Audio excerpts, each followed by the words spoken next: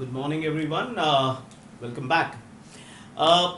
कल काफ़ी लंबा सेशन था and as I told you ये टॉपिक ही कुछ ऐसा है जो बिजनेस का सबसे महत्वपूर्ण टॉपिक है। और अकाउंटिंग हम किसका करते हैं? तो बिजनेस का करते हैं। तो जब तक आपको असेट का क्लैरिटी नहीं है तब तक बिलीव मी आपको अकाउंट समझ में नहीं आएगा। देर आर आई से 4-5 aspects which are most important, जिसके लिए हम सबसे ज़्यादा टाइम लेंगे।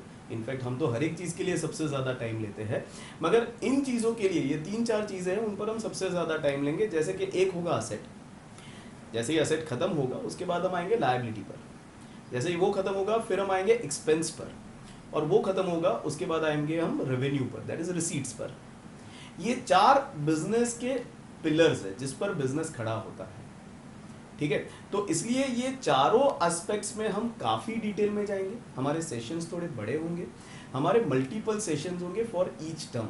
अब तक हमने जितने भी टर्म्स देखे उसमें इफ़ यू कैन अंडरस्टैंड एक दिन में एक ही टर्म कर रहे थे और एक टर्म एक दिन में ख़त्म हो जाता था। यहाँ पर एक टर्म एक दिन से ज़्यादा चलेगा।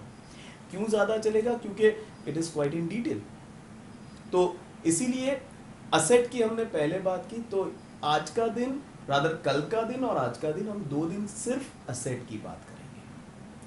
अब before I move to today's part, पहले कल के दिन का छोटा सा रिकैप ले लेते हैं। कल हमने क्या समझा? तो कल का ऑलमोस्ट आयल से 1 घंटा और 6 मिनट का वीडियो था जिसमें हमने समझा असेट क्या होता है। अब असेट समझने के लिए हमने पूरी डेफिनेशन को ब्रेक किया, उसके हर एक वर्ड को समझा।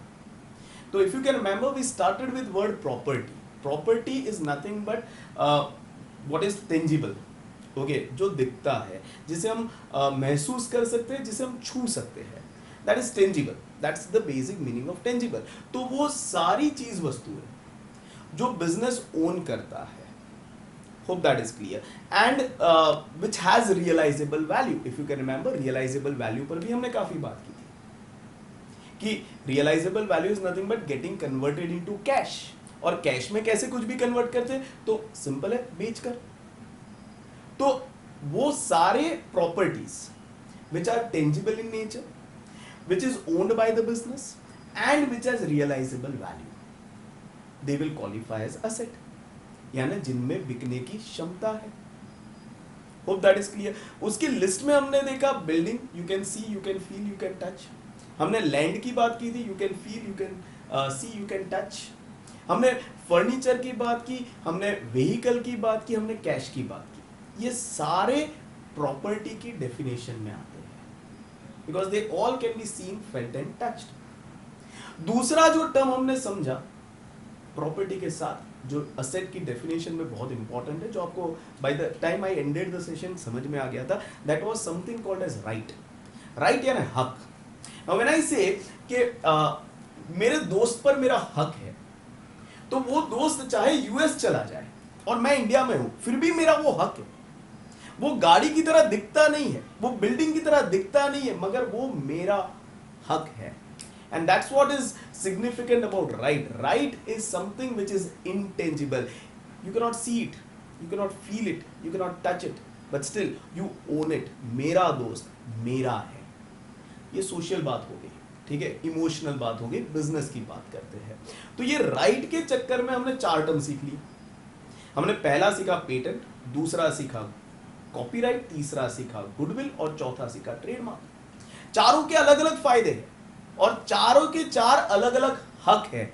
जरूरी नहीं है कि सारे बिजनेस के पास 4 के 4 हक हो, और जरूर ऐसा भी हो सकता है कोई एक ऐसा बिजनेस जिनके पास वो 4 के 4 हक है।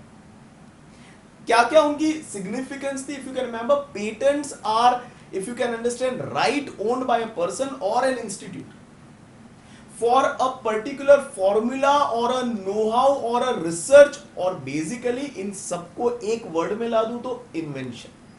अगर मैंने कुछ इन्वेंट किया, अगर मैंने कुछ ऐसा बनाया जो पहले किसी ने नहीं बनाया, तो वो जो भी मैंने चीज बनाई उस पर मेरा हक बन जाता है। मगर वो हक मुझे कहीं पर रजिस्टर करवाना पड़ता है। मैंने उस पर भी बात की थी कि don't get into detail about how do you register patent. Basically कोई गवर्नमेंट बॉडी होगा, वही आपका पेटेंट रजिस्टर करवाएगा, वही आपका कॉपीराइट रजिस्टर करवाएगा, वही आपका ट्रेडमार्क रजिस्टर करवाएगा। गुडविल रजिस्टर करवाने की जरूरत नहीं होती।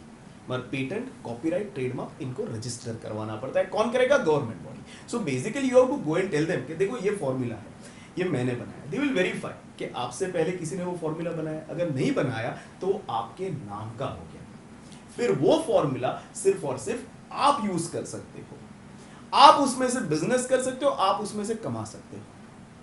अगर किसी और को उसमें से कमाना है तो कोई और जो है उसको आपसे वो फॉर्मूला खरीदना पड़ेगा, क्योंकि उस फॉर्मूला को यूज करने का हक सिर्फ आपके पास है। That was patent. कॉपीराइट, मैंने कोई पेंटिंग बनाया, मैंने कोई स्टोरी लिखी, मैंने कोई गाना बनाया, मैंने कोई धुन बनाई, वो धुन, वो गाना, वो कहानी, वो पेंटिंग अगर ओरिजिनल है, I am the first one two make it, तो उस गाने पर, उस पेंटिंग पर, उस धुन पर, उस स्टोरी पर सिर्फ मेरा हक है। I'll get it copyrighted to make sure that no one else copies it down and does business out of it or earns out of it. Hope that was copyright for you. वो हक उस गाने को use करने का, उस धुन को यूज करने का, उस कहानी को यूज करने का, उस आर्ट पीस को यूज करने का सिर्फ मेरे पास है। You cannot see that, right? You cannot feel it, you can't touch it, but it is owned by me. Only I can do business out of it, only I can earn out of it, only I can lend it to others and earn out of it, only me. Goodwill, मेरा नाम, Soham classes private limited, Starbucks, McDonald's, Reliance, Tata, these are brands, if you can understand. They charge you for that brand. Apple, BMW, Mercedes, they like 60 lakhs car and you are ready to pay. Why? Because boss, it comes with a brand. If you can understand that ability. Do you think any other car, Maruti, tomorrow if at all they launch a 60 lakh car, will you pay for it? No. That ability to sell 60 lakh worth of car is with BMW, not with Maruti. That is goodwill of BMW. And last but not least, trademark, symbol. BMW का एक symbol है, Mercedes का एक symbol है, McDonald's का एक symbol है। अब लोग सर symbol तो दिखता है, symbol नहीं है trademark। Remember, वो symbol को अपनी ऑफिस के बाहर, अपनी शॉप के बाहर रखने का right, now that right you cannot see, that right is only with the company Mercedes, that right is only with the company Starbucks, that right is only with McDonald's. You can't see that right, and that was trademark for you. जैसे ही right समझा, property समझा, फिर सीधा जाके हम definition पर आ गए। What was the definition, if you can remember? The definition was going like this: asset is any right of property having realizable value, बिकने की क्षमता, owned by the business. Why will business own it? Number 1, to generate revenue for itself. Number 2, to generate revenue by lending it to others. And number 3, for appreciation. भाव बढ़ेगा, फायदा होगा. It will include stock, but it won't include goods. Why it include stocks and why it won't include goods? उसको भी बताया दूसरी definition से. दूसरा definition asset का कहता था, if you can remember, asset is right of property. If you can understand, it is right and property which is owned by the business, from which on last day of current financial year benefit is yet to be received. एक line में अगर आपको जानना है asset क्या है, तो वो कोई भी प्रॉपर्टी और राइट दिख सकता है, नहीं दिख सकता है, which is owned by the business, जिसमें से आखिरी दिन, कौन सा आखिरी दिन? साल के आखिरी दिन, which is 31st March in our case. We already talked a lot on this. साल के आखिरी दिन जिसमें से बेनिफिट मिलना बाकी है, वो बन जाता है आपका asset. Hope things are clear till here. ये हमने कल किया। अब आज के सेशन में आते हैं। As you can see, something is already written on the board. We are doing something called as classification of assets. कितने तरह से हम असेट्स को क्लासिफाई करेंगे? Believe me, there are lot many students who interpret this entire concept in a wrong way. वो कैसे wrong करते हैं, सेशन खत्म होता है तब बताता हूं। ठीक है, तो अभी बात नहीं करते। अभी फिलहाल क्लासिफिकेशन ऑफ असेट, तो you classify asset in 3 categories. Category number 1, first based on appearance. Appearance यानी कैसा दिखता है। दूसरा based on period of benefit, as I told you asset यानी जिसमें से बेनिफिट मिलना बाकी है, कितना बाकी है, what period of benefit is yet to be received from that asset. Second way of classifying. And third is realizable value, based on realizable value. Every asset should have realizable value. If you can remember, it is part of the definition. So based on realizable value, we classify asset in third category. Hope that is clear. Let's start with the first one. First one is based on appearance. ये कुछ नया नहीं है, इसलिए ये थोड़ा फटाफट जाएगा, ठीक है। बेस्ड ऑन अपीयरेंस कैसा दिखता है, तो उसमें I'll divide my asset into two categories, one to my left, one to my right. To my left, my assets are classified as tangible assets, and to my right, my assets are classified as intangible assets, based on, if you can understand, appearance. Tangible we have already talked a lot. Yesterday भी बात किया था, आज भी session शुरू होने से पहले मैंने बात किया। जो दिख सकता है, जिसे आप छू सकते हो, जिसे आप महसूस कर सकते हो, they are all tangible assets. जो दिख नहीं सकता, जिसे आप छू नहीं सकते, जिसे आप महसूस नहीं कर सकते, they are all intangible assets. To understand this better, एक छोटा सा प्ले है, मगर प्ले को आप थोड़ा ब्लैक एंड व्हाइट में देखोगे। क्यों ब्लैक एंड व्हाइट में देखोगे? क्योंकि ये एग्जाम्पल्स ऑलरेडी हम पहले देख चुके, तो वही एग्जाम्पल्स वापस आएंगे, but in the form of classification, and that's why you will be seeing them in a bit black and white mode. So not right now talking about it much because play आ रहा है, तो let's move to the play and let's understand this tangible intangible in detail. So let's move to the play. वो building दिख रही है? हाँ. वो बिल्डिंग को तू छू सकता है? नहीं. क्यों?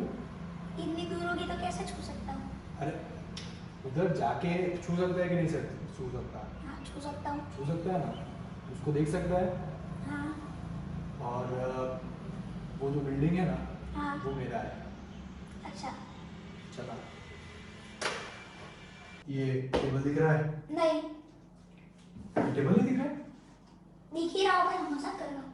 हाँ, ये टेबल को भी छू सकता है? हाँ. ये फर्नीचर मेरा है। क्या हुआ सर? वो अपने जो लौकी खंडी वाला गाना बनाया, हाँ, तो वो ये मुझे लगता है वैसे ही फोन आने लगे। बैठो बैठो, आप प्रोड्यूसर हो फिल्म के, तो आपको पता होना चाहिए। हमें वो गाना ड्रॉप करना पड़ेगा। सर आपको बहुत कॉल आने लगे उसकी वजह से। हमें वो गाना ड्रॉप करना पड़ेगा क्योंकि उसका जो ओरिजिनल म्यूजिक है, मतलब सर ये आपकी धुन नहीं थी? यानी इंस्पिरेशन था, इंस्पिरेशन। तो जो ओरिजिनल म्यूजिक है वो स्पेनिश कोई म्यूजिक डायरेक्टर का है, तो उसने उस पर कॉपीराइट किया हुआ है। तो सर उन्होंने कॉपीराइट किया और आपने कॉपी किया उसको? अब इंस्पिरेशन था, उसे कॉपी हमारी इंडस्ट्री में से इंस्पिरेशन कहते हैं, तो वो थोड़ा प्रॉब्लम हो गया है क्योंकि उसका कॉपीराइट था। तो वो म्यूजिक हम या तो उसे पैसे देने पड़ेंगे हमें, समझ तो आप दे दोगे सर कि हम म्यूजिक निकाल दें? सर हम हमारा खुद का म्यूजिक बनाएंगे, हमें किसी की कॉपी नहीं करनी। सर ये गलत। मुझे एक और मौका दे दो, मुझे म्यूजिक आ रहा है। नहीं आ रहा है। सर। मेरा हक है। कौन सा? कैसा? तेरा कोई हक वक दिखता तो है नहीं जो तू बोल रहा है। ये हक दिखता नहीं है, लेकिन एक बात समझ ले, ये फॉर्मूला को मैंने पेटेंट करवाया है। इसका मतलब क्या होता है भाई, ये भी ध्यान से सुन ले कि पेटेंट करवाने के बाद ये जो भी फॉर्मूला है ये सिर्फ मैं यूज कर सकता हूँ। हाँ, अगर तेरे को यूज करनी है तो भाई तेरे को मेरे को अच्छा खासा पैसा देना पड़ेगा, तभी तू इसे यूज कर पाएगा। Welcome back. We are back to the classroom. You have seen the play. नया नहीं था, right? Black and white में दिख रहा था, already देख चुके हैं. तो once again, as I told you, not much will be talked about this because this part we have already talked yesterday a lot. Plus recap में भी इसके बारे में बहुत बात की थी. तो जल्दी जल्दी प्ले को कंक्लूड करते हैं. Tangible, what can be seen, felt, and touched. इसके अंडर हमने देखा building. Let's put it in the characteristic. Can you see the building? Yes. Can you touch the building? Yes. Can you feel the building? Yes. It's a tangible asset. It is owned by the business. It has realizable value. It is a tangible asset. उसमें से benefit मिलना बाकी था। दूसरे number पर land, इसकी बात नहीं की हमने वीडियो में, बट बिल्डिंग किस पर होता है? Land. You have to own that land also. Once again you can see the land, you can feel the land, you can touch the land. तीसरे नंबर पर आया furniture. It is owned by the business, it has realizable value, यानी asset के मूल जो characteristic है उसमें आ गए। Now let's see whether it can be seen, felt और touch. Obviously it can be seen, felt and touch. It is a tangible asset. चौथे नंबर पर आया vehicles. Any vehicle, if you can understand, car हो, scooter हो, truck हो, any vehicle, plane हो, ship हो, any vehicle, if you can understand, falls under tangible asset. You can see, you can feel, you can touch. Hope that is clear. Cash, yes, you can see, you can feel, you can touch. मगर अभी cash सिर्फ cash नहीं है, there is virtual money also. जैसे आपके bank में पैसा पड़ा है, now that उस पर आपका हक है, मगर you can see, you can feel, you can touch. तो जो बैंक में पैसा पड़ा है वो इनटेंजिबल असेट हो जाता है। जो आपके हाथ में होता है वो टेंजिबल असेट हो जाता है। Hope things are clear. On the other hand, intangible assets में हमने बेसिकली 4 देखे। फर्स्ट वाज पेटेंट्स, काफी बात हो गई। दूसरा कॉपीराइट्स, तीसरा गुडविल, और चौथा था trademark. Hope that is clear and hope everyone is convinced this all are rights. Once again, formula जो है वो पेटेंट नहीं है, मगर वो फॉर्मूला यूज करने का जो राइट है वो पेटेंट है। बुक लिखा वो कॉपीराइट नहीं है, मगर वो बुक लिखकर पब्लिश करके कमाना, या बुक लिखा उसमें जो कहानी है उससे मूवी बनाना, वो करने का राइट सिर्फ ओरिजिनल ऑथर के पास है, and that right is copyright. Goodwill is my name, my brand, my ability to earn over and above others, दूसरों से ज्यादा कमाने की मेरी क्षमता। जैसे मैंने बताया, Mercedes can sell a car for 3 crores. But do you think Maruti can do that? Do you think Tata can do that? No, that ability to earn that much is only with Mercedes. And that is their goodwill, ability to earn over and above others. And that comes with their name, that comes with their brand, that comes with their history. Hope that is clear. But that cannot be seen. That cannot be. When you go to Mercedes showroom, you can see the building. You can see the furniture. You can see the car over there. But you can't see that brand value, why you are paying 60 lakhs, वो कहीं visible नहीं है, मगर वो है। Trademark, you can see trademark, you might say sir logo दिखता है, मगर लोगो इज नॉट ट्रेडमार्क, वो लोगो लगाने का right, that's trademark. That can not be seen, can not be felt, can not be touch. Somebody also asked me, sir वो paper तो होता है ना, कुछ तो पेपर होता है, तो पेपर नहीं, पेपर थोड़ी, if you can understand, you don't move with it. It's just a registration with the government that yes, this thumbs up wala trademark is with Coca-Cola, they own it. If you can understand, McDonald's का जो M है, M दिख रहा है, हाँ, that is with some American company. They have registered it कि ये M सिर्फ हम use करेंगे और कोई नहीं करेगा। Mercedes का वो जो star है, that can be only used by Mercedes, nobody else can use it, that's trademark. वो use करने का हक सिर्फ Mercedes के पास है। That's trademark for you. Now see, this is one of the easiest classification, if you can understand. अगर कोई पूछता है tangible asset क्या है, तो उससे आसान तो कुछ हो ही नहीं सकता। घर के बाहर निकलिए, आजू बाजू जो दिखेगा सब tangible asset है, जो दिखेगा सब tangible। आप बोलोगे क्या बात कर रहे हो, रोड मुझे दिखता है, वो कहाँ से asset है? asset किसका? आपका, मेरा नहीं, गवर्नमेंट का asset है। वो जो लाइट के पोल्स है वो आपके और मेरे एसेट नहीं है, गवर्नमेंट के एसेट है। जो बिल्डिंग्स दिख रहे हैं मेरे और आपके नहीं, मगर किसी के तो है एसेट। जो व्हीकल्स दिख रहे हैं, जो भी बेसिकली दिखता है, अब घर से बाहर निकलो, जो भी दिखता है वो किसी ना किसी का एसेट है, किसी ना किसी का एसेट है, tangible, intangible. This is the list. Hope that is at your level, this is the list. फिर आगे जाओगे तो थोड़े और लिस्ट बढ़ेंगे। Hope things are clear. Moving to the second part, that is based on period of benefit. As I told you, one of the characteristic of asset is जिसमें से benefit लेना बाकी है। कौन से दिन ये पता करेंगे? तो हर रोज नहीं, on the last day of the financial year. What is financial year? If you can understand, it starts on every 1st April and it ends up on 31st March. अगर करंटली आपको मैं पूछूं कौन से फाइनेंशियल ईयर में हो, तो 1st अप्रैल 2020 में ये साल शुरू हुआ और खत्म होगा 31st मार्च 2021। अब लोग सर क्या बात करते हो, साल तो 31 दिसंबर को खत्म होता है ना, वो कैलेंडर ईयर है बेटा, ये फाइनेंशियल ईयर है। It starts on 1st April and ends up on 31st March. It is on this day that you close your books, if you can remember, बात किया है। It is on this day that you close your books and that close books are analysed. उसकी exam लेते हैं, पता है, बताया था, जिसे हम फाइनलाइजेशन कहते हैं। उस दिन को हम जानते हैं हमें फायदा हुआ, नुकसान हुआ, कितने बेनिफिट लेने बाकी है, किसको बेनिफिट देना बाकी है, कितने बेनिफिट लेने बाकी। That was asset, if you can, that we were talking about asset.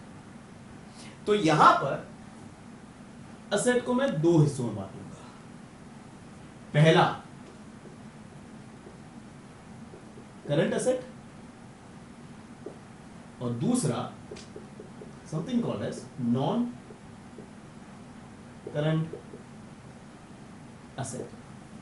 Now what is current asset, what is non current asset, ये बेहतर समझने के लिए जो हम हमेशा करते हैं, एक प्ले में चलते हैं। प्ले में क्या है बता देता हूं वंस अगेन। इसमें कैरेक्टर सिर्फ दो ही है, और जब भी मैं दो कैरेक्टर की बात करता हूं ना, तो वापस हम वो ओरिजिनल वाले प्ले में आ गए।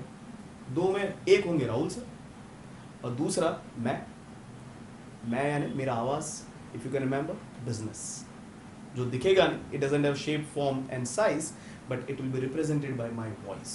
तो एक छोटा सा गेम खेलेंगे, गेम के दौरान ही आपको ऑलमोस्ट समझा देंगे कि what is current, what is non current. Hope that is it. So let's go to the play and understand what is current and what is non current. So let's go to the play. Hi Rahul. Rahul, business वापस। हाँ, आज तेरा exam है, final exam, 31st मार्च। यार तू और मेरी बीवी एक ही जैसे हो। वो खाली फर्क ये है कि 31st मार्च को मेरा एग्जाम लेता है और वो हर रोज मेरा एग्जाम लेती है। बोला था सीजन बॉल मार दे। अच्छा, क्या एग्जाम अब है? नहीं, पहले तो तू जो मेरी जगह पर बैठा है ना, वहां से उठ जा। आज सिर्फ हम दोनों बात करेंगे, इसलिए I don't need anyone representing me. चल सामने बैठ जा। ठीक है, चलो। नीचे नीचे झुक झुक झुक के, मेरे सामने सीधा मत खड़ा है, झुक के आ। मेरे हाँ साथ हाँ बराबर। हाँ, परफेक्ट है अब। ठीक है। हाँ, अब तेरी मैं, बुक्स? हाँ, अब बुक्स प्रॉपर मेंटेन किया है ना तूने? अरे एकदम यार, बोला ना तेरा सब अच्छा, तेरा जो भी अच्छा है सब पूरा सब यहाँ पे लिखा हुआ ही है। चलो तो मुझे, चल एक छोटा सा अपने गेम खेलते हैं। चल। बुक खोल। मुझे लगा गेम खेल तो। हाँ, मैं तेरे को कुछ सवाल पूछता हूँ, तू मुझे उसके जवाब देगा, ठीक है, बोल। बराबर है? पहले तो पहला सवाल। अच्छा, कितने पैसे होगा? क्या? तूने बोला ना सवाल पूछेगा मैं जवाब दूंगा, तो पैसा वैसा कितना मिलेगा? मैंने हाई हाई ऐसा किया कुछ? नहीं। तो बस तो अच्छा, मतलब नॉर्मल ही हाँ, है। नॉर्मल है ये। वो कौन बनेगा करोड़पति नहीं चल रहा है। चल, ठीक है। पहला सवाल, अपने पास कितने असेट्स है? अपने पास देख बहुत सारे यार नाम गिनाने पड़ेंगे। लैंड है अपने पास, बिल्डिंग है, कार है, फिर अपना स्टॉक है, फिर वो डेटर्स है, फिर क्या बोलते हैं अपने कैश है अपने पास, बैंक बैलेंस अपने पास, बहुत कुछ है। गुडविल बनाया नहीं अभी तक तूने? गुडविल है भाई, हाँ, है हाँ। तो सीधा मत और कर, वो- सब है, वो दिखेगा नहीं ना। तो वो प्लास्टिक बोतल बनाने का आपने पेटेंट भी लिया था ना? अरे लिया था, 5 प्लास्टिक का पेटेंट भी लिया था आपने। हाँ, अच्छा, और ट्रेडमार्क? हाँ, ट्रेडमार्क भी लिया है आपने अरे अपने वाह, लोगों के ऊपर। बहुत बढ़िया। यानी यानी असेट के नाम पर अभी हमारे पास है लैंड, बिल्डिंग, हाँ फिर एसी है, हाँ, एसी भी है, फर्नीचर है, हाँ फर्नीचर भी फिर है, वो गाड़ियाँ भी है। अरे मस्त। हाँ, तीनों है ना अच्छी कंडीशन में? 3 नहीं यार, 2 भाई, मैं मतलब शादी के टाइम हाँ लेके आया। हाँ हाँ हाँ हाँ। हाँ, वो ही है अभी। कैश है, हाँ कैश है, बैंक बैलेंस है, हाँ बैंक बैलेंस, डेटर भी है, डेटर भी है, स्टॉक भी है, स्टॉक भी है, गुडविल भी है, गुडविल भी है, पेटेंट भी है, पेटेंट भी है, और ट्रेडमार्क भी है। ट्रेडमार्क भी है। अरे बढ़िया, चल बढ़िया। अब दूसरा सवाल पूछता हूँ। क्या? अब इनमें से तू मुझे बताएगा, ठीक है, तू, कि इनमें से कौन सा असेट है हम्म जिसका बेनिफिट हम्म आज 31 मार्च है, हाँ ठीक है, तो अगले 31 मार्च के पहले हम्म हम कंज्यूम कर लेंगे। Okay okay fine. और ऐसे कितने असेट है हमारे पास जिनका बेनिफिट हमें अगले 31 मार्च के बाद भी मिलेगा? अच्छा, मतलब मुझे ये बताना है कि 1 साल के अंदर अंदर किसका बेनिफिट खत्म हो जाएगा। हाँ। और कौन सी ऐसी एसेट्स है जिनका बेनिफिट अगले 31 मतलब अगले साल के भी बाद तक हमें मिलता रहेगा। हाँ, तो देख, आसान करता हूँ तेरे लिए। हम्म जो अगले 31 मार्च के पहले खत्म हो रहा है हाँ, उसे हम कहेंगे करंट असेट, करंट एसेट। ठीक है। और जो अगले 31 मार्च के बाद भी बेनिफिट देने वाले हैं, ओके, बता क्या कहेंगे? Current, current, non current. या परफेक्ट, स्मार्ट हो गया मेरे साथ रह रहेगा। तो करंट कौन है, नॉन करंट कौन है, ठीक है। चल शुरू करते हैं। ठीक है, ये सबसे पहले मुझे सामने दिख रहा है एसी। ओके। एसी, करंट है कि नॉन करंट है? देख एसी का बेनिफिट अगले 31 मार्च से के बाद भी अपने को मिलेगा, मतलब 1 साल से ज्यादा का बेनिफिट है, ठीक है। तो मेरे हिसाब से ये हो जाएगा अपना नॉन करंट एसेट। ओके, फिर ये जो कुर्सी है मेरी और तेरी, और ये जो टेबल है, फर्नीचर, फर्नीचर, हाँ। ये कौन सा असेट है? फर्नीचर भी मुझे लग रहा है नॉन करंट एसेट ही होगा, बिकॉज ये भी 1 साल से ज्यादा चलेगा यार। परफेक्ट है। अच्छा बता, स्टॉक कौन सा होगा? स्टॉक, स्टॉक भी नॉन करंट एसेट ही हो जाएगा ना। कैसे? उसका बेनिफिट 1 साल से ज्यादा मिलेगा ना, कि नहीं मिलेगा? याद रखना, हाँ गलत सोच है तेरी। स्टॉक गुड्स का वो हिस्सा है हाँ। जो हम इस साल बेच नहीं पाए थे, अच्छा हाँ मगर इस साल नहीं बेच पाए, मगर अगले साल तो बेचेंगे ना। हाँ, सही है कि नहीं? सही सही बात है। हाँ, हाँ मतलब तो- ये जो साल शुरू होगा उसमें खत्म हो जाएगा। हाँ एग्जैक्टली, ये यानी बात by next 31 March we are intending to sell it, right? Yes, तो वो भी हुआ अपना असेट, बट कौन सा? Current asset. परफेक्ट। देख आ गया तेरे को। आ गया। कार कार कार क्या है बोल? कार तो है ही, और उसका बेनिफिट अगर अपने कंज्यूम करेंगे तो 1 साल से ज्यादा का ही बेनिफिट होगा यार, तो ये भी नॉन करंट एसेट हो जाएगा। बढ़िया बढ़िया। गुडविल क्या लगता है तेरे को? यार गुडविल तो दिखता नहीं है यार, मगर बेनिफिट तो है ना। बेनिफिट तो यार बहुत है उसका, और उसके वजह से मैं अपने ज्यादा कमा रहे लोगों से, और ये नाम की, ये मेरा नाम है, तेरा नाम है, सॉरी हाँ। तेरा नाम है, तो उस वजह से इसका बेनिफिट अपने को सालों तक मिलने वाला है यार, तो ये तो नॉन करंट एसेट ही हो जाएगा। बहुत बढ़िया। Patent? Patent once again non current. Perfect. Cash? Cash non current, 1 साल से ज्यादा मेरे पास कैश तो पड़ा ही रहता है ना। अच्छा, जो आज 31 मार्च को पड़ा है वही कैश तू क्या फ्रेम करवा के रखने वाला है? नहीं यार, क्यों? यूज नहीं करेगा? करूंगा नहीं यार, हाँ, कल ही जाना है मुझे सब पेमेंट करने के तो लिए। फिर तू जो सोच रहा है, हाँ। देख देख देख, सुन सुन सुन, तू गलत क्या सोच रहा है। हाँ कैश नहीं देखना है, अभी जो कैश है वो तो तू यूज करेगा, समझ गया, फिर नया कैश आएगा, फिर उसको यूज करेगा, फिर वापस नया कैश आएगा। समझ गया मैं। हाँ समझ में आया। क्योंकि आइडल कैश, रिमेम्बर मैंने क्या सिखाया था तेरे को? हाँ। Idle cash earns you nothing. Cash को ड्रॉअर में नहीं रखेंगे, ट्रू ट्रू। ठीक है, उसको यूज करते रहेंगे। ताकि वो ज्यादा कमा कर दे। डन। तो ये अपना करंट एसेट हो जाएगा, क्योंकि perfect। जो हम आराम से इसका बेनिफिट कंज्यूम करेंगे और उसको यूज करता है।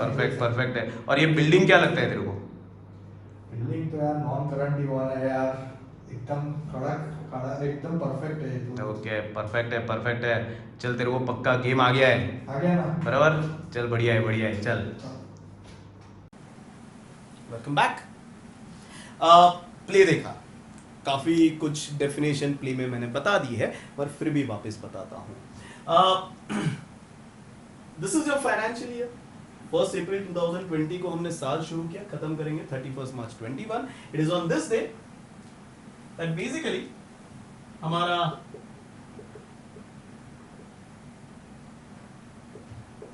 फाइनलाइजेशन होता है, and it is on this day that will find out कि how many rights and how many properties are owned by the business, and out of them कितने हैं जिनका बेनिफिट मिलना बाकी है। रिमेंबर, जिसका बेनिफिट खत्म हो गया है, they don't qualify as asset, वो यहां आएंगे ही नहीं।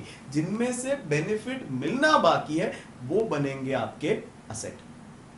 अब उसमें हमने 2 कैटेगरी देखी। अगर ये हमारा ईयर एंडिंग है इस साल का, तो बाय 31 मार्च 22 अगर कोई असेट का बेनिफिट खत्म हो जाता है, कंज्यूम कर लेंगे यानी खत्म कर देंगे, तो उसे कहेंगे करंट असेट। यानी हम एनालिसिस इस दिन कर रहे हैं, but if at all on last day of the financial year if there is any asset, right of property, जिसका बेनिफिट नेक्स्ट 31 मार्च तक खत्म हो जाता है, तो उस असेट को कहेंगे करंट असेट।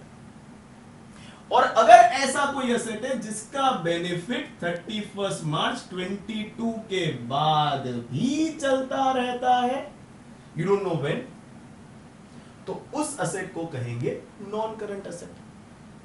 तो इफ यू कैन रिमेंबर, हमने कुछ एग्जाम्पल्स भी दिए थे करंट और नॉन करंट के। सबसे पहले स्टॉक। देखिए, इसमें एक सबसे इंपॉर्टेंट जो कीवर्ड है ना, दैट इज इंटेंट, कि whether benefit is of more than 1 financial year और whether benefit is of less than 1 financial year, that will depend on your intent. जैसे अगर बिल्डिंग है, तो जैसे हमने बात किया वीडियो के दौरान कि बिल्डिंग का बेनिफिट 1 साल से ज्यादा होता है या 1 साल के अंदर खत्म होता है, तो बिल्डिंग में ज्यादातर लोग बोलेंगे सर डिपेंड करता है ना, अर्थक्वेक आया तो शायद 2 महीने में खत्म हो जाएगा, या फिर बिजनेस बंद हो गया तो 3 महीने में बंद हो जाए, रादर बिल्डिंग हमें बेचना पड़ेगा। तो those are exceptions, you don't go with exceptions. Point is on 31st March, are you so pessimistic कि you will think नहीं यार मेरे साथ तो सब बुरा ही होने वाला है, earthquake आ जाएगा, मेरा business खत्म हो जाएगा, I will go bankrupt. Do you think like that? No, nobody thinks like that. We are all positive people. And that's why on 31st March, when you see a building, what do you expect? What do you intend? Your intention is very simple, that this building is going to stay with me for more than 1 financial year. When you see a car, what do you intend? You intend to see, when you see a car, you intend that it is going to stay with you for more than 1 financial year. And that's why building is non-current. Land associated to that building, once again, what do you intend? You intend to keep it for more than 1 financial year. So that's non-current. When you see a vehicle, once again, you intend to have it for more than 1 financial year. Accident हो गया, आग लग गई, whatever happens, चोरी हो गई, those are exceptions if you can understand. You never intended कि नई Mercedes लिए 3 महीने में ठोक दूंगा. Do you ever intend like that? No. Do you intend कि Mercedes लिए 2 महीने में चोरी हो जाएगी? Do you intend like that? No. You want that Mercedes will stay with you, that BMW will stay with you. आपके बाद आपका बेटा, आपकी बेटी चलाएगी. Do you intend that way? If you can understand. So, vehicle, furniture. आपके घर में, when was the last time you bought a bed? When was the last time you bought a chair? When was the last time you bought a dressing table? On the same line, ask your dad, when was the last time in their office they changed the table? When was the last time they changed chairs? When was the last time that वो visitor sofa उन्होंने बदला था? It is there for long period of time. 5 साल, 6 साल, 10 साल तक वो होता है. Even more. if you can understand. So furniture belongs to a non-current asset category, but stock, it is that part of goods which remain unsold. For builder, building is a stock. Unsold buildings are stock. You might say, sir, my dad is a builder, ask me.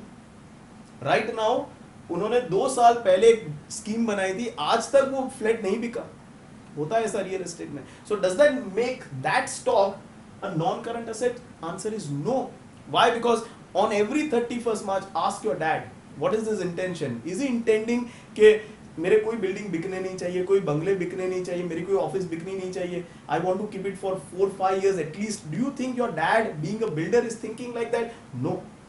He is always thinking, boss कल बिके तो कल बेच दूं, परसों बिके तो परसों बेच दूं. He is intending to sell it.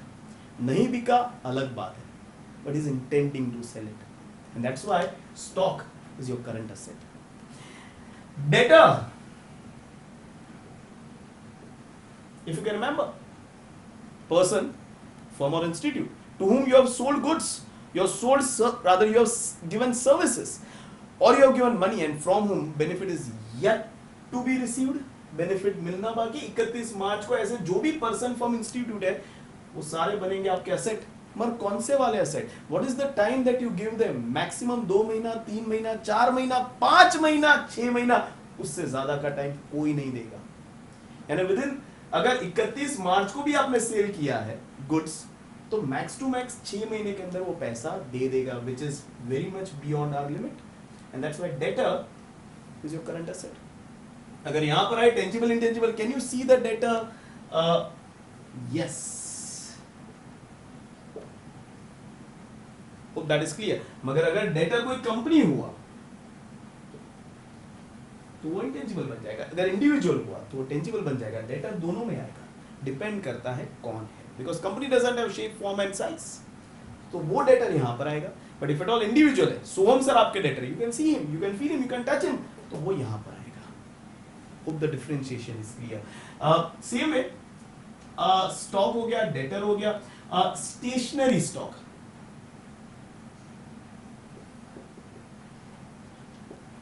For some classes, if you can understand, this is stationary.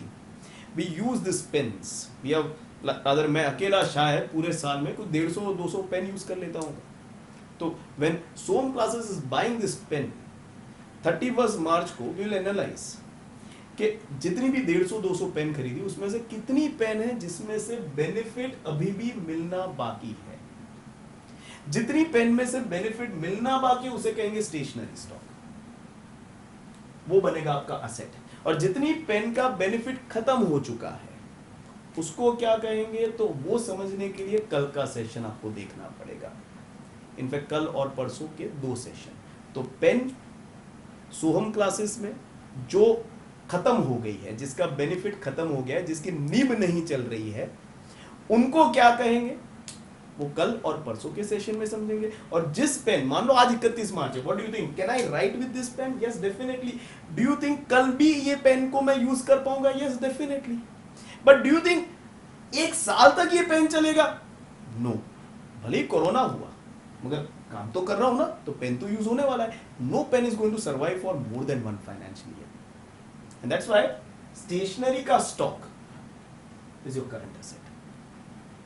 Hope that is clear. Cash.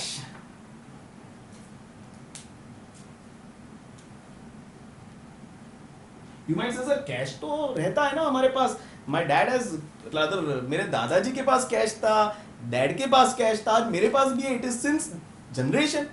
Do you think the same cash, वो जो दादाजी ने कैश 100 रुपए कमाए थे, वही 100 रुपए पापा के पास है और वही 100 रुपए आपके पास है? नो. कैश का तो स्वभाव है, it keeps on flowing.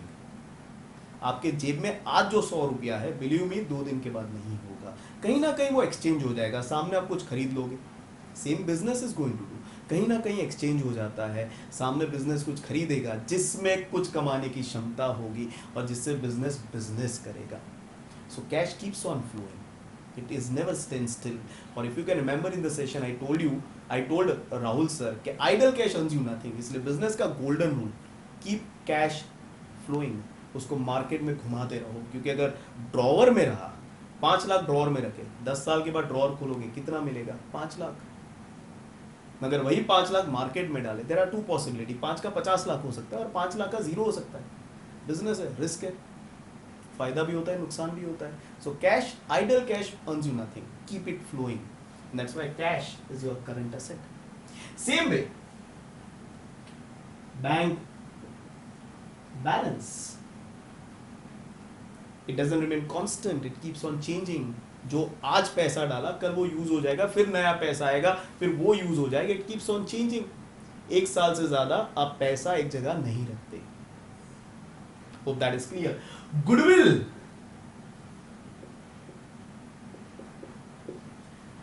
Cocoa Cola, Mercedes, McDonald's, they are having ability to earn over and above others. दूसरों से ज्यादा इन सब में कमाने की क्षमता है और ये क्षमता उनमें बरसों से है। Patents,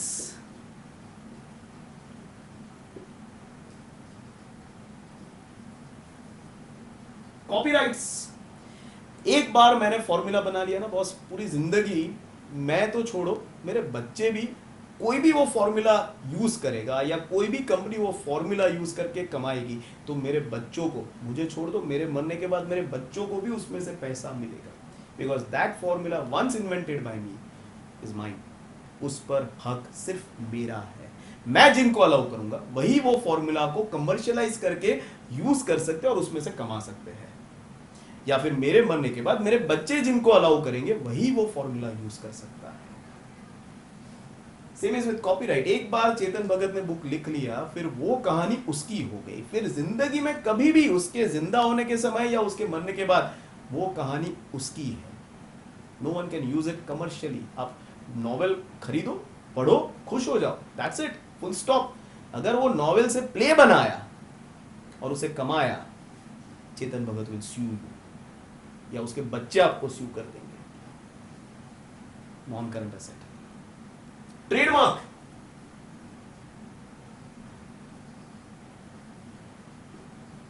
since years I think McDonald's का ट्रेडमार्क उसी का है and it is going to stay with them forever until unless you buy entire McDonald, वो आपका होगा, वरना तब तक वो मैकडोनल्ड्स के पास रहेगा। वो हक, वो राइट सिर्फ मैकडोनल्ड्स का है। Hope things are, you can go on like this, if you can understand, you can go on like this. मगर कुछ आपके लिए भी छोड़ देता हूँ, आप भी सोचिए, keep adding whatever you see around you, owned by anyone, okay, either by government or by your uncle or maybe your friend or maybe you.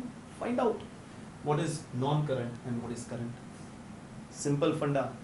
31 मार्च को टेस्ट होगा, not during the year, 31 मार्च 2021 को कोई भी राइट और property which is owned by business जिसमें से benefit मिलना बाकी है वो बन गया असेट। अब जैसे ही असेट बना, अब आगे करंट है या नॉन करंट है। 31 मार्च 2021 से नेक्स्ट 31 मार्च 2022 के बीच में अगर उसका बेनिफिट खत्म हो जाने वाला है, ऐसा इंटेंड किया है, खत्म हुआ नहीं हुआ अलग बात है, तो वो करंट असेट हो गया। और अगर 31 मार्च 2021 last day of current financial year से नेक्स्ट 31 मार्च 22 के बियॉन्ड भी उसका बेनिफिट चलने वाला है तो उसे कहेंगे non current asset. Once again the word is intend. Corona आया, अर्थक्वेक आया, सुनामी आया, ये सब बह गया, सब खत्म हो गया 2 महीने में, that doesn't make it current, still it is non current because you never intended कि ये सब खत्म हो जाए। Hope things are clear. What is current? What is non-current? 31 March याद रखना date, last day of financial year. जो भी राइट प्रॉपर्टी में से बेनिफिट मिलना बाकी है वो असेट। उन असेट्स में जो असेट अगले 31 मार्च तक खत्म हो जाएंगे वो करंट, और जो उसके बियॉन्ड भी रहेंगे वो non current. Hope things are clear everyone. Now going to the last classification, that is based on realizable value. I told you what is realizable value. Realizable value बोले तो converting anything into cash. And how do you convert any asset into cash? So answer is simple, by selling it. यानी every asset to become an asset, to qualify as an asset, should have this characteristic, that is बिकने की क्षमता। अब उसके base पर हमारा तीसरा classification है, that is based on realizable value। इसके अंदर हम asset को दो हिस्सों में बांटेंगे। One will be called as real asset and one will be called as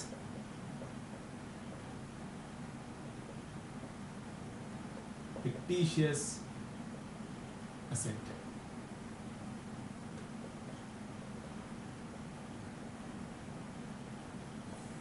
What is real asset उसके बारे में वीडियो में बात की है। What is fictitious asset उसके बारे में मैं अभी बात नहीं करूंगा, डेफिनेशन दे दूंगा, थोड़ा बहुत आइडिया दे दूंगा, एग्जांपल्स भी अभी नहीं दूंगा, क्योंकि ये कंसेप्ट को मैं किसी और कंसेप्ट के साथ जोड़ने वाला हूं, मगर आज नहीं, आज थोड़ा बहुत बताऊंगा, डिटेल में हम बात करेंगे कुछ 4-5 सेशन के बाद, जब आएगा तो याद दिला दूंगा, ठीक है। फिलहाल रियल एसेट समझने के लिए let's go to the play.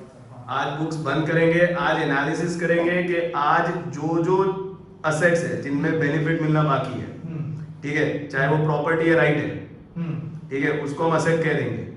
जैसे उसको असेट कहा, अब करंट नॉन करंट आइडेंटिफाई करना है। यस। तो जो असेट जिनमें बेनिफिट मिलना बाकी है मगर जिसका बेनिफिट अगले 31 मार्च तक हम कंज्यूम कर लेंगे, करंट असेट। हाँ, और वो असेट जिनका बेनिफिट आज 31 मार्च को मिलना बाकी है और कंज्यूम करने के लिए हमें 1 साल से ज्यादा समय लगेगा, वो नॉन करंट असेट। पक्का? आज पक्का ही ना यार। हाँ, ओके, चल ठीक है। अब आज नया गेम, ओके, ठीक है। आज हम सीखेंगे, पहले बता देता हूं तेरे को, फिर पूछूंगा, ठीक है। ठीक है। रियल असेट मतलब क्या रियल में जो है वो नहीं, रियल का मतलब यहाँ है assets which can have realizable value. कौन सा वैल्यू? रियलाइजेबल, इसका मतलब क्या होता है यार? वो असेट हाँ जिसमें हाँ बिकने की क्षमता होती है, ओके, कैपेबिलिटी। जिन जिन जिन असेट्स को हमें बेचना है, राइट? बेचना नहीं है, अच्छा, बेच सकते हैं। ओके, मतलब बेचना नहीं है, जिसमें भी कैपेबिलिटी है। बेच देंगे तो फिर तू यहाँ क्या करेगा, मैं यहाँ क्या करूंगा, बिजनेस करना है ना हमें, बिजनेस करना है तो असेट्स तो चाहिए। यस। मगर जिन असेट्स में बिकने की क्षमता है उन असेट्स को हम रियलाइजेबल असेट्स बोलेंगे। उन असेट्स को रियल असेट करेंगे, रियल असेट्स, रियल असेट बोलेंगे। क्या बोलेंगे? Real assets. तो ठीक है। डेफिनेशन वापस बोलता हूँ, हाँ, ठीक है। डेफिनेशन इसलिए बोल रहा हूँ ताकि तू एग्जांपल में कनेक्ट करके सही आंसर दे। Done. Real assets are assets which has got which has got realizable value, value, जिसमें बिकने की क्षमता हो। क्षमता, यानी बेचना है हमें, नहीं, बेचना नहीं है, सिर्फ देखना है कि क्या ये बिक सकता है कि नहीं। कि नहीं। चल शुरू करें। शुरू करते हैं। ओके, चल सबसे पहले ऊपर देख, ऊपर वहां नहीं, लेफ्ट हैंड साइड, हाँ, एसी। एसी। एसी को बेच सकते, बेचने जा सकते, लेकिन बेचना नहीं है, हाँ तो ये रियल एसेट हो गया। भाई, बढ़िया बढ़िया। फर्नीचर, फर्नीचर, बैठा हूं मैं, तू है उधर, ये है इधर, बेचना नहीं है, लेकिन बेचने जाऊं तो बिक तो सकता है, real asset. Very good. Building, building, real asset. Very good. Stock, हाँ, उसमें भी क्षमता है बिकने की, तो ठीक है, और उसको तो बेचना भी है ना। हाँ इसलिए, मगर रियल एसेट तो है ना। हाँ, रियल एसेट है ना, आराम से। हाँ, सारे असेट्स को बेचने नहीं है, मगर स्टॉक को बेचना है, बिकॉज बेचना है। स्टॉक 31 मार्च को करंट असेट है, हाँ, दूसरे दिन ओपनिंग स्टॉक हो जाएगा, यस, और फिर उसका पर्पस क्या है? बेचना। बेचना, तो तुरंत बेचेंगे क्योंकि उसी का तो बिजनेस कर रहे हैं। रियल एसेट, उसको भी तो क्षमता भी है और उसको बेचना भी है, ऐसा है। परफेक्ट। कैश, कैश को बेचेंगे थोड़ी यार, बेचने की क्षमता है कैश में। वो तो खुद कैश है, उसको बेचेंगे तो कैश आएगा वापस, है ना। It has, if you can understand, ability to get converted, it has ability to transit. आप Yes. उससे ट्रांजैक्शन कर सकते हो ना। कर सकते हैं, हाँ। Yes, real asset. हाँ, फिर कार, रियल एसेट। चल बढ़िया। गुडविल, गुडविल बनाना, अपना रेपुटेशन यार, नाम ओवर टू, नहीं नहीं नहीं, ऑब्वियसली नॉट, हम थोड़ी अपना नाम बेचेंगे यार। अच्छा, ये बिजनेस जिस दिन तू बूढ़ा हो जाएगा, लगता है तुझे? हाँ। जिस दिन तू बूढ़ा हो जाएगा हम्म। उस दिन ये बिजनेस बेचेगा, तो ये बिल्डिंग बेचेगा, फर्नीचर बेचेगा, एसी बेचेगा, साथ में तेरा नाम भी बेचेगा ना। हाँ ये तेरे पास जो ability to earn over and above others है, हाँ, वो अपना नाम भी तू बेचेगा, हाँ रेपुटेशन बिकेगा यार। तो उसका पैसा लेगा कि नहीं लेगा? वही ना यार, ऑब्वियसली इतना मेहनत से सब बनाया था यार। तो यार ये भी रियल एस्टेट हुआ। तो फिर पेटेंट्स, पेटेंट भी ऑब्वियसली अपने बेच के पैसा कमाते हैं, तो हाँ रियल एस्टेट। बढ़िया। और ट्रेडमार्क, रियल एस्टेट। बढ़िया बढ़िया बढ़िया, चल गुड गुड गुड, तेरे को पूरा कंसेप्ट समझ में आ गया रियल एस्टेट का। एकदम परफेक्ट। चल चल चल, अब नेक्स्ट टाइम आता हूँ एक और ट्रिविया लेकर तेरे पास। पक्का। ठीक है। मैं फुल ऑन फुल लाऊंगा एक बार। बढ़िया, चल। हाँ। Welcome back. Hope you saw the play. And opening, I'm sure you have seen the play. Coming to the third classification based on realizable value. That is converting anything into cash. Realizable value का मतलब how do you convert any asset into cash? तो by selling it. तो हमने Rahul sir को पूछा, मैंने पूछा if you can remember कि क्या बिल्डिंग बिक सकता है? उन्होंने बोला हाँ बिक सकता है। तो बिल्डिंग was real asset। क्या उसमें लैंड जो है, मैंने पूछा नहीं था मगर आपसे पूछ रहा हूं, क्या लैंड बिक सकती है? बिकने की क्षमता है क्या? है। Even that is a real asset. Once again, बेचना नहीं बेचना अलग बात है। We are just understanding whether it has capacity to be sold. Can furniture be converted into cash? Answer is yes. Can vehicle be converted into cash? Answer is yes. Can debtor be converted into cash? Yes. जिस दिन वो पैसा देगा तो debtor में से वो क्या बन जाएगा? कैश। कैश है ना, चेक भी आता है उसमें, so don't get confused with that. Can stock be converted into cash? Yes. जब बेचोगे तो वो कैश में ही कन्वर्ट होगा। Can goodwill be converted into cash? Yes, वो भी बेच सकते हैं। राहुल सर ने बोला नहीं गुडविल तो मेरी है, मैं नहीं बेचूंगा। बट जिस दिन वो कंपनी बंद करेंगे, वो कंपनी जब बेचेंगे, Mercedes for example when it is selling itself, तो why to go with Mercedes? Jaguar, Land Rover, when they sold that company to Tata, so do you think they only sold technology and they only sold the rather land and building which was owned by Jaguar? No, they also sold their name which Tata is encashing right now. Hope that it is owned by Tata. Hope you understand that. Hope you know that. So when they sold it, they also sold their name and they must have charged for it. So yes, goodwill can be sold. Patents. Once again, continuing with the same example, Jaguar and Land Rover. Land Rover के platform पर Tata Harrier बनाई, यानी land rover ने जब बेचा company को, टाटा को, तो टाटा ने साथ में राइट भी खरीदा इन द फॉर्म ऑफ पेटेंट के। अब से रेंज रोवर, लैंड रोवर बनाने का जो भी फॉर्मूला है, टेक्नोलॉजी है, नो हाउ है, रिसर्च है, वो अब सब टाटा यूज कर सकेगा अपनी गाड़ी में भी। दैट इज पेटेंट भी बिक सकता है, कॉपीराइट भी बिक सकता है, ट्रेडमार्क भी बिक सकता है, cash, realizable value is converting anything into cash, मगर कैश तो ऑलरेडी कैश है, तो it is already in realize form, so it is a real asset. Bank balance, can you convert it into cash? Yes, you go to bank, you withdraw it, it will get converted into cash. So basically, if you can understand, most of the assets that we talked about, they all can be converted into cash, and so they all are real assets. And that's what you understood by the video.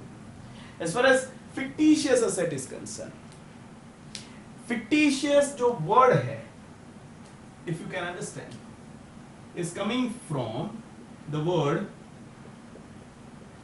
fiction. Fiction movies देखिए, आपने देखा होगा, iron man देखा होगा, आपने Ant Man देखा होगा, आपने सुपरमैन देखा होगा। This are all fiction movie. Fiction बोले तो अनरियल, फिक्शन बोले तो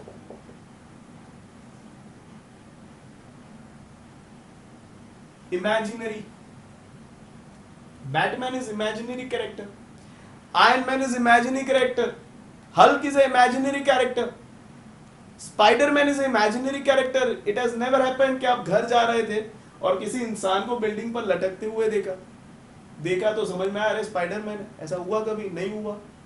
They all are imaginary character, they are fictitious character, they are unreal character. So on the same line, when I say fictitious, this fictitious has come from the word fiction. Fiction means unreal, unreal means imaginary. तो ये वो asset है जो unreal है, ये वो asset है जो imaginary है. क्यों ऐसा कहा जाता है? क्योंकि ये वो asset है जिनमें बिकने की क्षमता नहीं है. आप बोलोगे सर बिकने की क्षमता नहीं है तो फिर वो असेट कैसे हुआ? That's the whole point. They don't have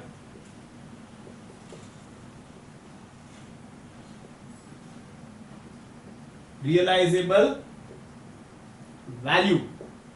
they don't have realizable value. उनमें बिकने की क्षमता नहीं है, but still are shown on asset side along with other assets.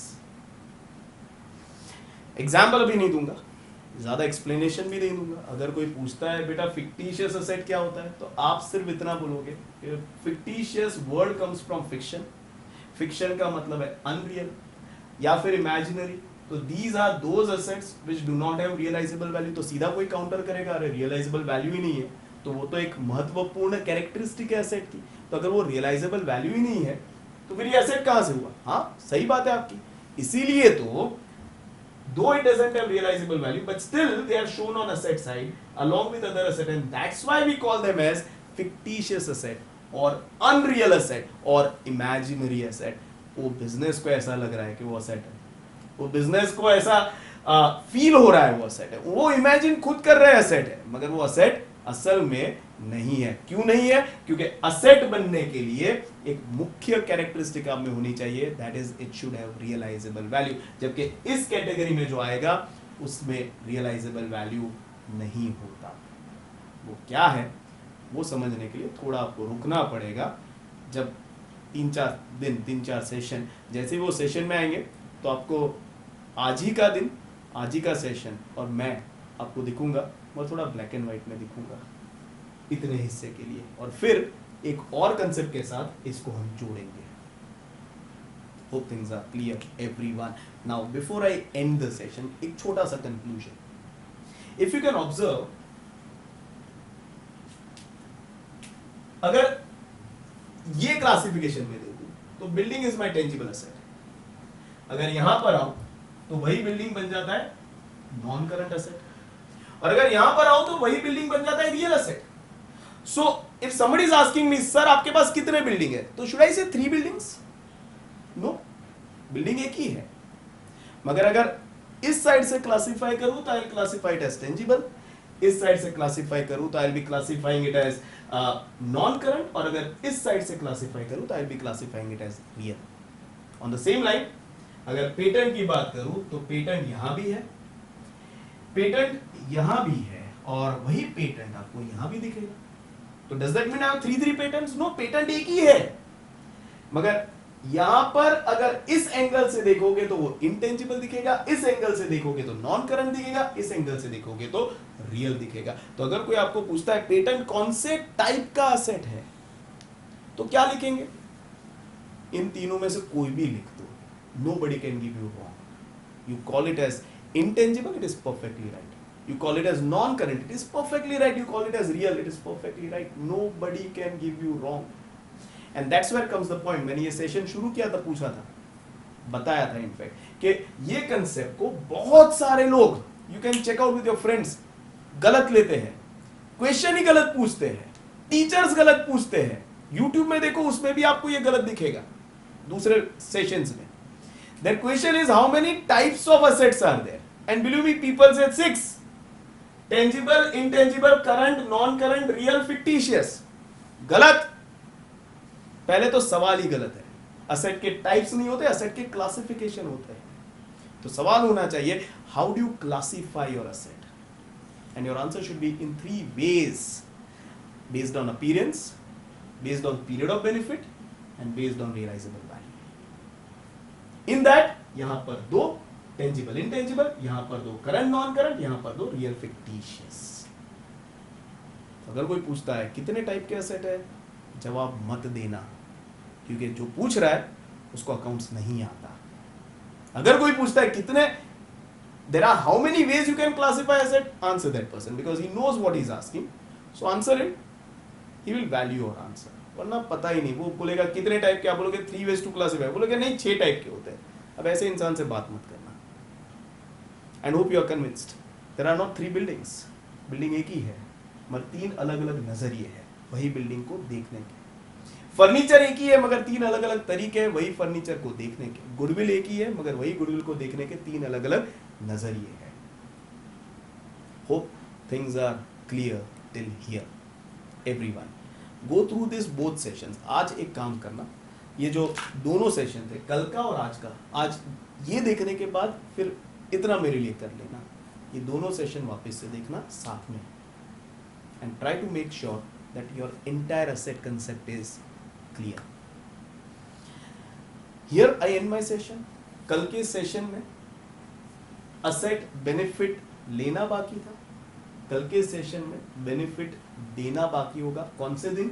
Same दिन 31 मार्च 2021. जब बेनिफिट देना बाकी होता है तो उसे क्या कहते हैं, उस पर कल बात करेंगे. सो सी यू ऑल टुमारो. कल का सेशन भी इंटरेस्टिंग होगा, साथ में रहेंगे. हैशटैग घर बैठे करो, stay home stay safe, as I say, take care of your physical and mental health. Bye bye. See you all tomorrow.